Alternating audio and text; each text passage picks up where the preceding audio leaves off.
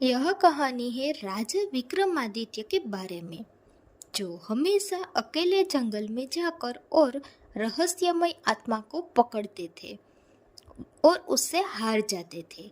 एक बार वह जंगल में जा रहे थे, जहाँ चारों तरफ सन्नाटा छाया हुआ था और सिर्फ भेड़ियों की आवाज़ सुनाई दे रही थी और चारों तरफ अंधेरा छाया हुआ था। इसी बीच उसके पीठ पर एक आत्मा जिसका नाम बेताल था, वह उसकी पीठ पर बैठा हुआ था, जो हमेशा राजा विक्रमादित्य को चुनौती देता था।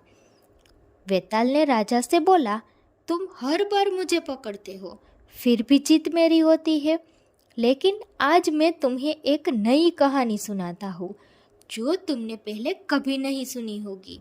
राजा विक्रमादित्य ने बेताल से कहा, तुम्हें जो करना है वह करो, पर नियम तो वही रहेगा। मैं उतर दूंगा तो तुम उड़ जाओगे।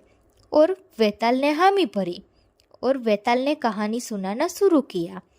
कुछ समय पहले एक राज्य में एक विशाल महल था, जो अपनी भव्यता के लिए बहुत प्रसिद्ध हुआ करता था। लेकिन उस महल से एक अजीब सा डर जुड़ा हुआ था।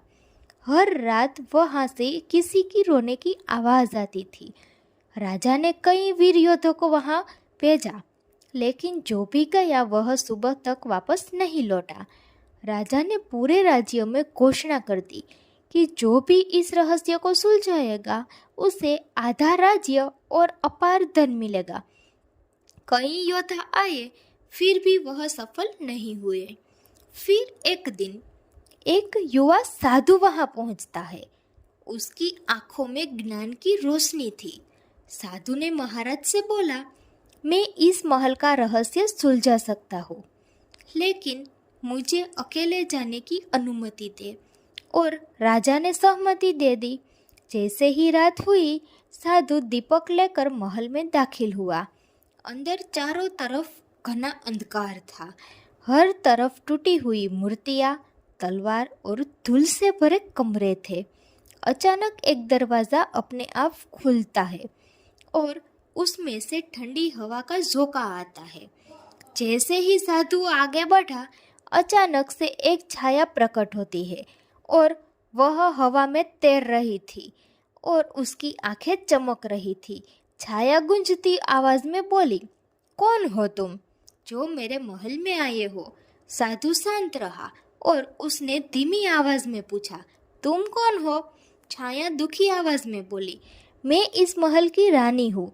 मेरे पति ने मुझे धोखा दिया और इस कमरे में कैद कर दिया और फिर मेरी हत्या कर दी, और इसी वजह से मेरी आत्मा को शांति नहीं मिल रही है।